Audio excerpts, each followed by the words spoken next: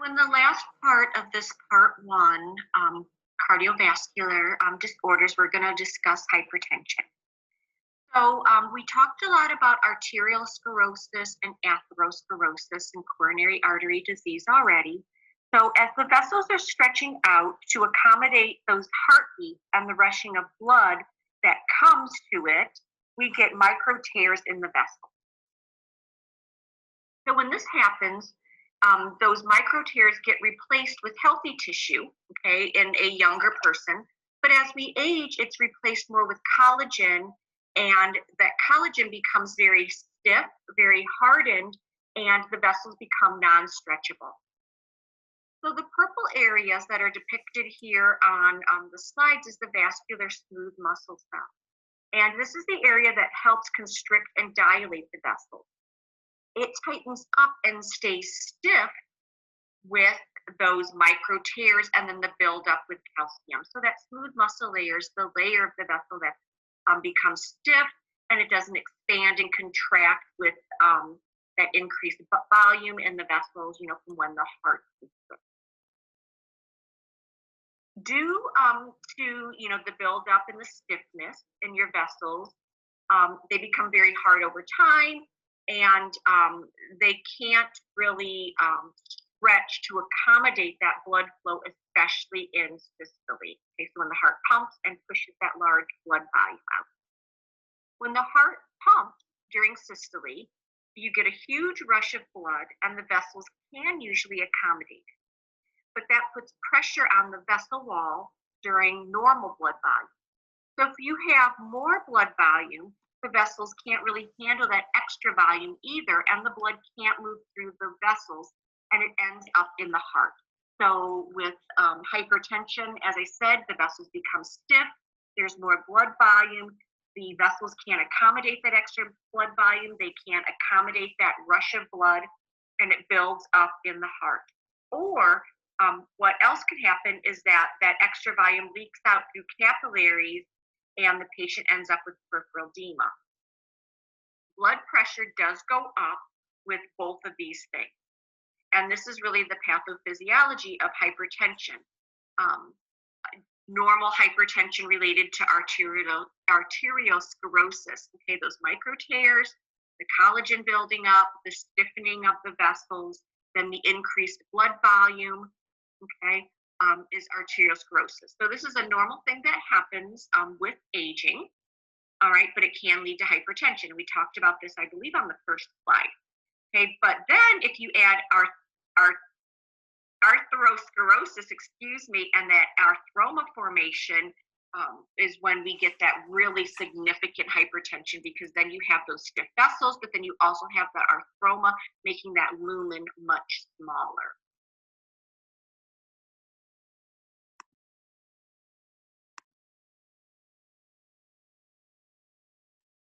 So in the last part of this part one,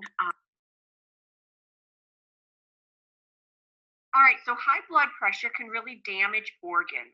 And these are organs listed here on your slide. The high pressure can damage organs. These are the organs that get a lot of blood flow, like kind of slamming into those cells.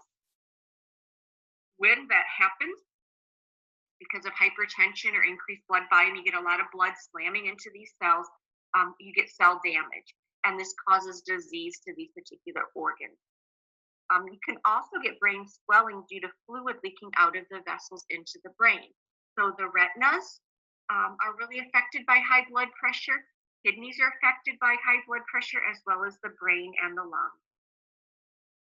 Pumping, the extra pressure that's acquired with pumping, okay, also leads to an increased oxygen demand because of the hard work the heart is doing. So if the heart's working much harder, it leads to the things in the middle slide. So that has to do with that oxygen demand, right? Pumping has lots of resistance, makes that heart work a lot harder, so it can lead to myocardial ischemia, angina, that dilated cardiomyopathy, hypertrophic cardiomyopathy as well. And then high pressure within the vessels causes fluid to leak out into the tissues. And the main areas we see this are in the pulmonary circuit, and that can lead to pulmonary edema. and dependent areas like the feet, ankles, and hands. And that leads to peripheral edema. We can also, this high pressure can also leak out of the vessels in the belly, and the belly can pocket lots of fluid in that peritoneal cavity. Okay, it leads to ascites. People with this, it can also lead to portal hypertension when the fluid backs up into the liver as well, causing this ascites. Okay, so again, the pathophysiology of hypertension. All right, we get increased pressure in the vessels because of stiffening and because of arthroma, and then we get that high pressure that slams into those different organs, causing organ damage, put an increased oxygen demand on the heart and on tissues, causing the things that are listed here in the middle slide. And then also, because of that high pressure in the vessels, it can leak out, causing edema and ascites.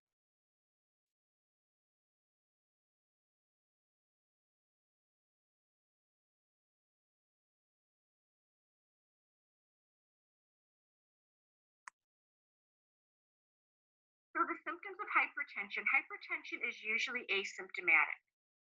A lot of times patients come in, to a visit for anything at all, and we take their blood pressure. And this is blood pressure screening. All right, so usually asymptomatic when they come into a visit or they're at a health fair or something, we take their blood pressure. If the blood pressure is really over 160 over 100, they still are asymptomatic. That is hypertensive urgency. But if they're asymptomatic, we don't really treat it because it might be related to something else. Like they're having some pain issues, or maybe they're really anxious coming to see the provider. And over the short term, hypertensive urgency or blood pressure that goes over 160 over 100 for a short term doesn't really damage organs. It doesn't, if they're asymptomatic, it doesn't really cause any harm. So we don't really do anything, but we ask the patient to either monitor their blood pressure, or we go ahead and we have them come back in a week or so, take their blood pressure again. Another thing that could happen, why patients have hypertensive urgency, is if they skip, a medication. However, a hypertensive emergency is blood pressure greater than 180 over 110, and they have symptoms. These are hypertensive emergencies. And the emergency, okay, really means end organ damage, okay, that's coming up very suddenly. So patients in hypertensive emergency have a high blood pressure, but they also have symptoms like headache, those visual changes, like those flashes, angina or angina equivalents that we talked about, stroke-like symptoms. The major sign, okay, really is a headache, okay, but all of these other signs can be present as well. So it's an emergency because they're having symptoms, the blood pressure is elevated and has probably been elevated for a longer period of time. So we could see end organ damage and other complications from a hypertensive emergency. In an emergency, we do need to lower that blood pressure, not quickly, okay, but it does need to be lowered.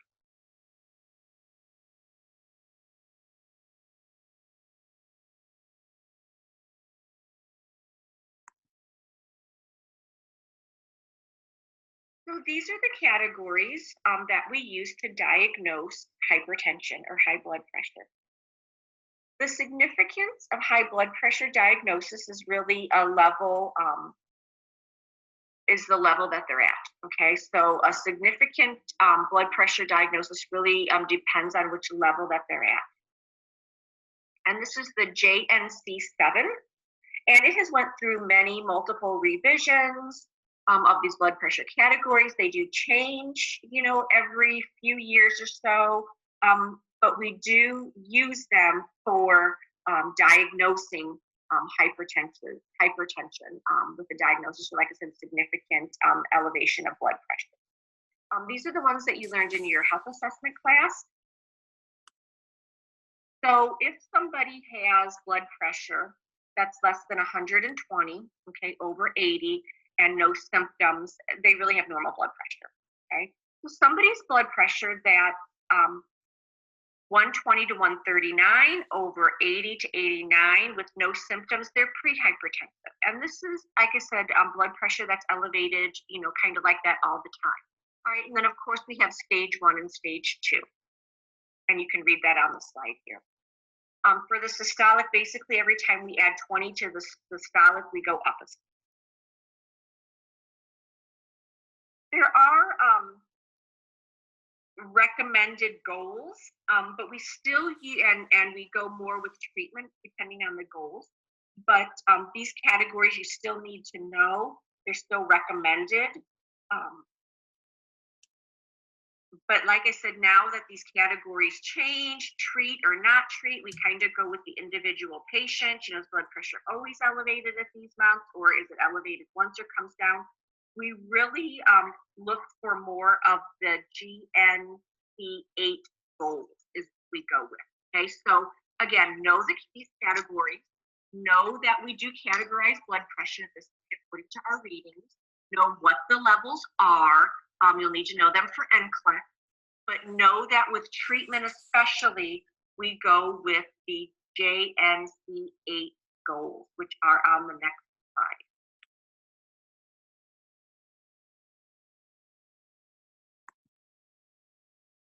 All right, so as long as blood pressure remains below a certain amount, we're good, okay? So if our healthy adults over 65, their blood pressure goal is really less than 150 over 90. Okay, so less than 150 systolic, less than 90 over systolic.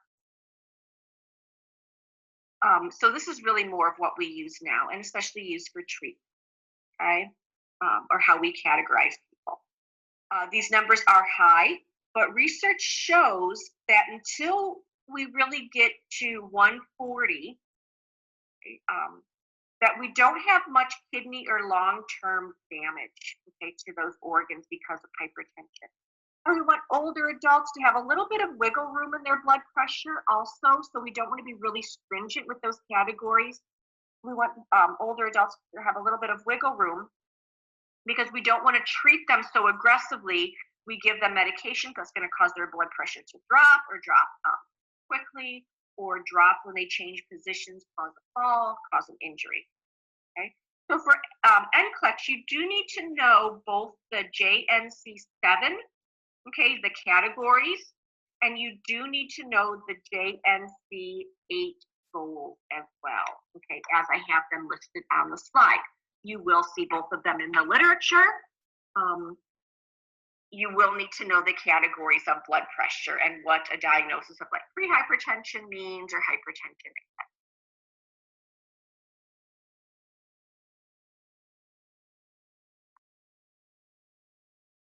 All right, so management of hypertension focuses mainly on medication. Okay, and with those medications, we have 3 options.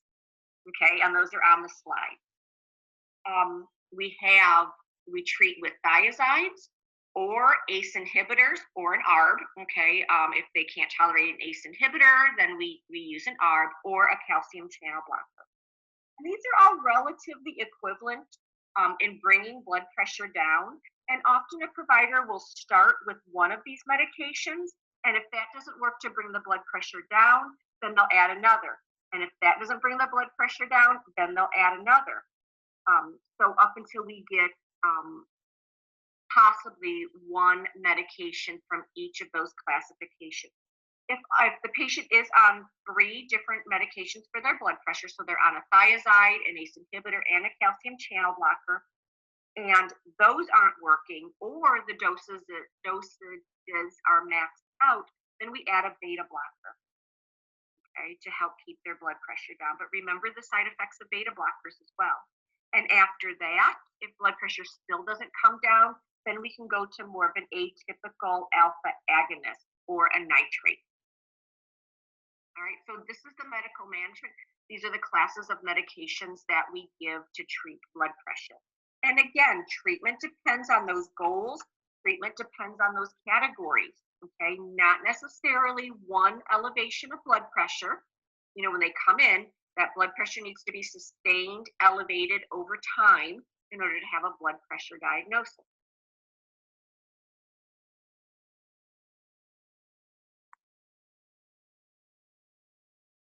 All right, so nursing interventions, okay, medications are very important. We will always see medications ordered for hypertension, but there's also a focus on lifestyle. Okay, so healthy habits are effective in managing hypertension.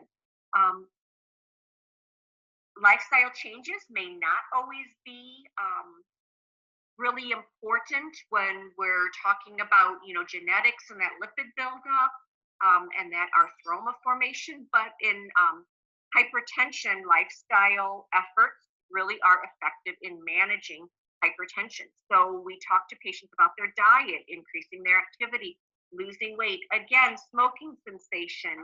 And then the patients are on medications. We make sure that they take their medications as ordered, and know the side effects.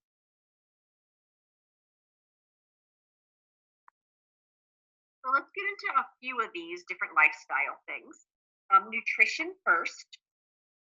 We'll talk about nutrition. And nutrition really focuses on the DASH diet. Okay, so on the DASH diet, we want to decrease our intake of the things that are listed on the slide, and we want to increase our intake of the things that are listed on the slide. The DASH diet is the most evidence based diet to help with blood pressure reduction. Limiting sodium is really important and is a very important step to really bring down that blood pressure, because the heart can work less hard. Okay, if we have a lot of salt in our diet, that really raises our blood pressure.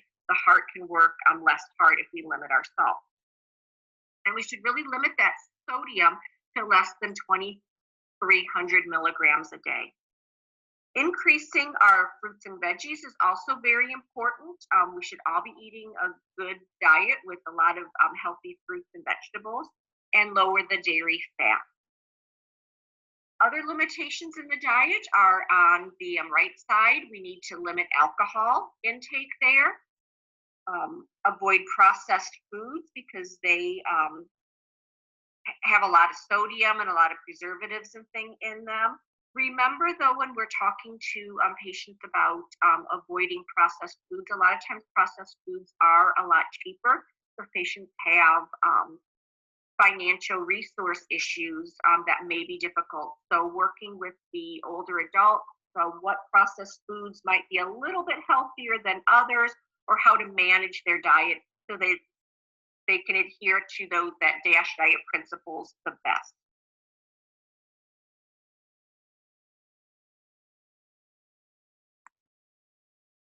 Physical activity is another lifestyle change. Okay, so the guidelines for exercise here is really, the goal is to get the heart rate up without causing chest pain. Okay, so once the older adult knows what their level of activity is, what their maximal heart rate is, then they can increase or titrate their exercise up from there. All right, so aerobic exercise should be done 5 to 6 times a week. Resistance training is also beneficial, okay? And like I said, the goal is to really increase the heart rate without causing chest pain. Really good options for the older adult, especially if there's other disease processes at play with the musculoskeletal system. And things are walking. Walking is a very good option. Swimming, water aerobics, yoga is also very good, and Tai Chi. Tai Chi is actually recommended for older adults as an option for physical activity. And Tai Chi really takes martial arts, or combines martial arts with yoga through different movements that relieves or reduces risk for falls as well. It improves balance, it improves flexibility, strength. Like I said, it decreases the risk for falls. Meditation is also combined with Tai Chi. So it is a good form of physical activity. Also a good form of physical activity for the older adult that has some mobility issues as well.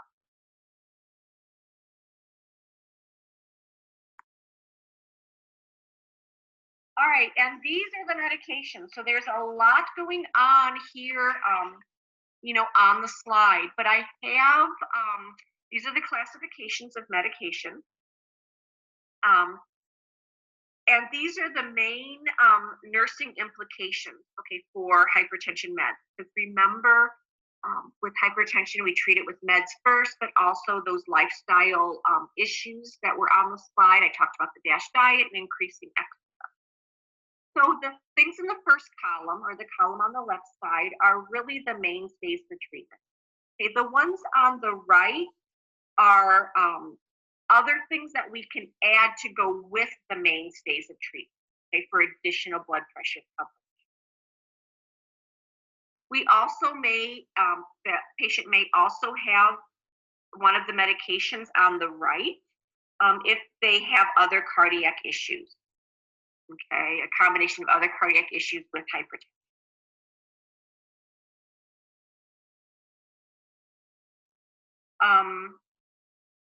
So we start out with thiazides, okay, with thiazides, again, we have to monitor potassium levels. Remember, the peak effect is 4 to 6 hours. These are, diuretics like Lasix could be one. Okay, hydrochlorothiazide, okay, is another. ACE inhibitors are your prils. Okay, so your lisinopril is an example of one. Okay, we have the nursing interventions there. Your ARBs are your sartans. So losartan is an example. Calcium channel blockers like diltiazem and amlodipine.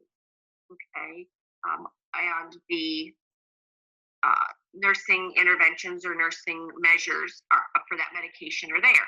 So remember, we start with the diet, some type of diuretic, or one of these classes of medications, I should say. If that doesn't work to lower blood pressure, we add another. If that doesn't work, we add another. When we get one medication from each one of these classes, the dosages are maxed out, then we go to some of the other things like the beta blockers, okay, like your metoprolol, all right, your alpha blockers, okay, catapress or clonidine, okay, for your alpha-2 agonist. Alpha blockers, back up to alpha blockers, are a pretty interesting class because they are used not only for hypertension, but also for enlarged prostate. Okay, so we need to make sure that we are monitoring for syncope or syncopal episodes, make sure that the patient stands and changes positions very slowly.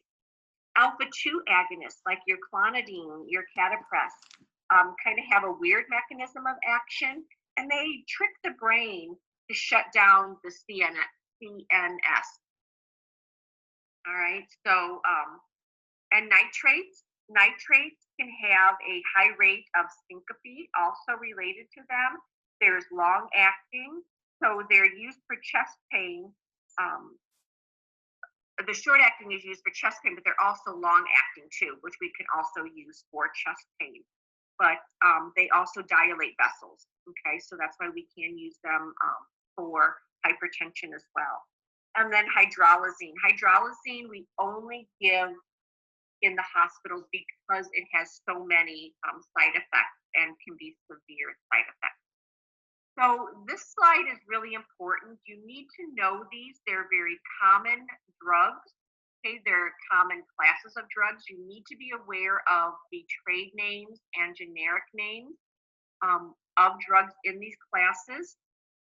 There are large features, okay, or large classes of medications that you will see on your ATI and your NCLEX. Your book talks about all of these classes of medications too, so it would also be helpful to study this table and go back to your book and read through your book. So I hope you understand hypertension a little bit better now. If you have any questions, just let me know, send me an email, or we can Zoom meet. I hope I explained things. I said the most important things kind of over and over again throughout this lecture to try to keep everybody on track. Have a wonderful rest of your day.